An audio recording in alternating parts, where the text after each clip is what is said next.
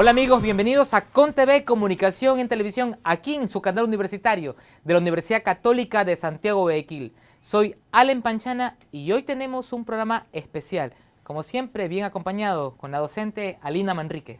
Gracias, Allen. Hoy estarán con nosotros el doctor Rodrigo Cisternas, decano de la Facultad de Comunicación de la Universidad Casagrande, y la licenciada Teresa Arboleda. Recuerde que ConTV es retransmitido también por UCSG Radio. Esto es ComTV, un esfuerzo de la carrera de Comunicación de la Universidad Católica de Santiago de Guayaquil. Aquí empezamos.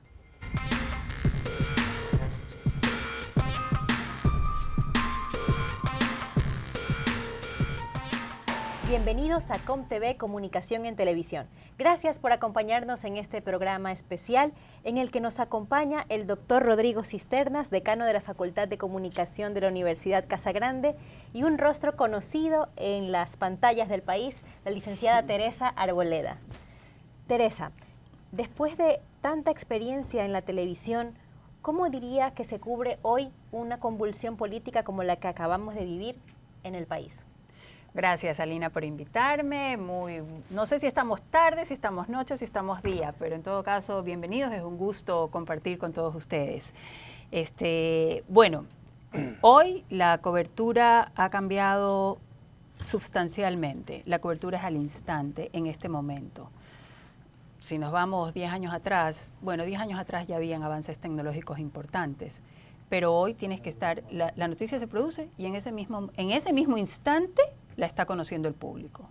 Y cualquier medio que quiera transmitir la información tiene que hacerlo así, porque si no queda desfasado en el tiempo y ya no es noticia, sino que ya es simplemente un recuento de los hechos. Entonces la cobertura es momentánea, instantánea, desde el punto de vista del tiempo. Pero cuando están ocurriendo muchas cosas en muchas partes al mismo tiempo, ¿cómo se responde a esa demanda de los públicos si hay falta de recursos, si hay crisis en los medios tradicionales?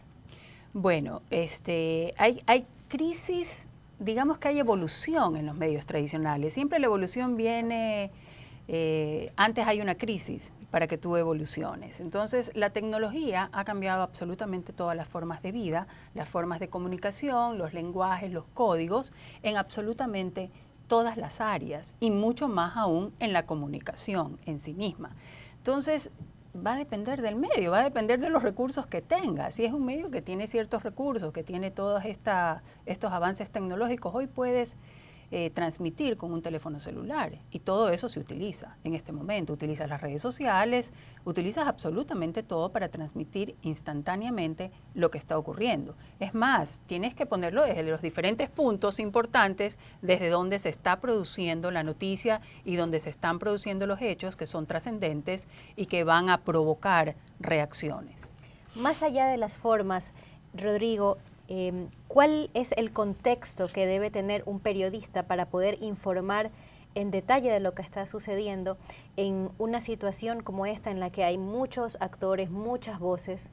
A ver, yo creo que, bueno, en primer lugar, gracias por invitarme también. El tema del contexto, yo creo que justamente, y lo que decía Teresita, con respecto al tema de las tecnologías, hoy día es imposible estar en todos los lugares, ¿no? Por los recursos, por la inmediatez y todo, pero creo que el tema del contexto es justamente lo que va a aportar el periodista para poder entender aquello que se transmite en Facebook Live, en Instagram, etcétera. O sea, es justamente ese contexto el que se necesita y en eso, a mi juicio, el periodista sigue llevando la delantera, el poder entender aquello que estamos viendo, porque si no, simplemente nos quedamos con lo que vemos o lo que la persona dijo, etc. Ayer veía unas noticias, justamente una cosa trascendental en relación a lo que está pasando también en Chile. Un señor transmitía en vivo y mostraba cómo venía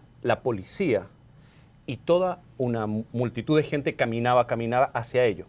Pero estaban los militares, es decir, se producía, los militares estaban tratando de detener a la policía para que permitiera que los manifestantes continuaran. Una cosa así insólita. Pero resulta que el periodista explicaba todo el contexto de la situación. O si no, tú no entiendes, porque lo podrías malinterpretar o interpretar de otra manera. Como decir, represión. Exacto, o represión, o la policía está en contra de los militares, o no, la verdad que no se entiende. Y creo que ahí el rol del periodista independiente, digamos, de la tecnología, es lo que va a permitir que la gente entienda claramente lo que está pasando. No es el primer levantamiento indígena que ocurre en el país. No es la primera vez que en Chile hay protesta social. Podríamos decir, Teresa, que a los periodistas que estuvieron cubriendo esta última crisis política que vivió el Ecuador, les faltó ese olfato, esas lecturas reflexivas, esas proyecciones de lo que puede pasar, que solo da la experiencia. No creo. Lo que creo es que ese tipo de cosas puedes tú tal vez tener la habilidad de hacerlas inmediatamente, pero ese tipo de cosas, ese tipo de reflexiones, de contextualización, de contraste, te toma tiempo. Y cuando tú estás transmitiendo un hecho y está sucediendo en ese momento, tú lo tienes que transmitir tal como está sucediendo. Esos son los hechos. Y luego viene la contextualización, la jerarquización. Por eso el rol del periodista es siempre el mismo. Las plataformas son distintas. La formación del periodista no va a pasar de moda y la tecnología no la ha cambiado. Lo que ha hecho que cambie la tecnología es la forma, el lenguaje, la manera de llegar. Hay que interpretarlo. Pero la formación de un periodista profesional es la misma. Es una persona que ve los hechos, tiene una sensibilidad hacia esos hechos, la proyecta en la sociedad, la jerarquiza, la contextualiza, la investiga, la contrasta, tiene un método de trabajo y tiene rigor periodístico. Yo siempre repito lo mismo, pero ese es un profesional de la comunicación, del periodismo en sí, porque la comunicación es mucho más amplia. Entonces, ese periodista, para hacer todo eso, tú necesitas tiempo. Tú no lo puedes hacer en ese mismo instante. Hay personas que tienen mucha experiencia y mucha habilidad y lo podrían hacer, y para eso están los analistas que tú invitas a una transmisión. Entonces son dos cosas distintas. Yo no creería que les hizo falta, porque en las transmisiones siguientes, luego de que se produjeron los hechos, se comenzaron a hacer estas contextualizaciones, estos análisis, se cogía análisis de un lado, análisis de otras perspectivas. O sea que el trabajo se hace, lo que no se lo hace es momentáneamente. Tú no puedes saber todo en el instante. Sin embargo, las nuevas generaciones de comunicadores son las que han criticado duramente el papel de los medios en esta porque lo quieren todo rápido. En esas últimas protestas. Como formador de futuros comunicadores, Rodrigo, ¿dirías que estas nuevas generaciones de comunicadores tienen nuevas propuestas para hacer ese reporte de los hechos por un lado y por el otro la contextualización tan necesaria? Sabes que yo no lo visualizo tan claramente que tengan como nuevas propuestas. La verdad que sí siento que manejan y tal vez le sacan mucho partido justamente a lo que decía Teresita, ¿no? Hace al uso a cómo puedes usar la tecnología, en qué momento, y a lo mejor, y ser más rápido, más concretos. Más rápido, pero además menos dependiente de otros. Es decir, es el que a lo mejor pone el audio, te calcula, claro. Te pone el dron y todo. En la luz. Exacto, te pone la luz, pero esa experticia, ese profesionalismo, creo que es algo que no se toca. O sea, está ahí, no es algo que haya cambiado, ¿no? Tal vez lo que sí ellos necesitan es, o lo que proponen, es justamente cómo llegar a las personas por diferentes plataformas. Pero la manera de hacer periodismo, yo no veo que haya un cambio o mira, digamos, aquí hay una tendencia que nosotros las vemos, no la veo. No existe. Yo tampoco lo veo, me alegro coincidir contigo, Rodrigo. Sí. Esto que pasó, estos 11 días de paralización en Ecuador, también reavivaron ciertos discursos, el del supremacismo, la violencia, quizás esa mirada despectiva hacia los indígenas. Yo no coincido con eso. ¿Cómo podríamos encauzar esos comentarios que están surgiendo? A ver, yo no creo que hayan surgido. Yo creo que la violencia es connatural del ser humano. O sea, desde que somos seres humanos hay violencia. ¿Y cómo podríamos frenarla o encauzarla? No, yo más bien creo que en este momento las cosas son tan transparentes por los medios de comunicación, por los medios alternativos de comunicación, que todo se ve. Antes, para tú descubrir un acto violento o una muerte medio oculta, pasaban meses o la descubrías casi por casualidad. Hoy es muy difícil ocultar eso. Hoy se sabe. Sí. Y la violencia a nadie le gusta.